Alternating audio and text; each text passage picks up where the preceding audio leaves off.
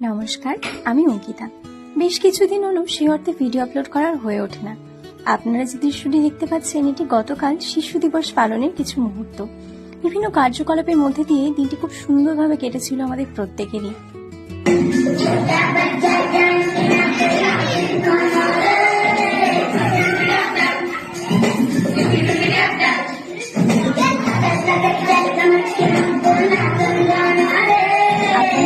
যে মন ভালো করা নাচটি দেখলেন, এটি কিন্তু মাত্র 2-1 দিনে তোলা হয়েছে। বাচ্চারা ভীষণ এক্সাইটেড ছিল সুন্দরভাবে উদযাপন করবার জন্য এই দিনটিতে। দেখতেই পাচ্ছেন ছোট ছোট বাচ্চাগুলি যখন এই প্রাণবন্ততা নিয়ে সুন্দরভাবে নৃত্য উপস্থাপন করে, সত্যি মন ভালো হয়ে যায়।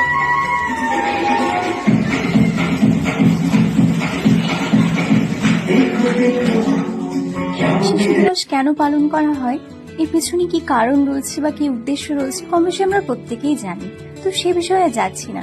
তবে আজকে যে কথাটি বলবো সেটা সাংস্কৃতিক উৎসব সম্পর্কে।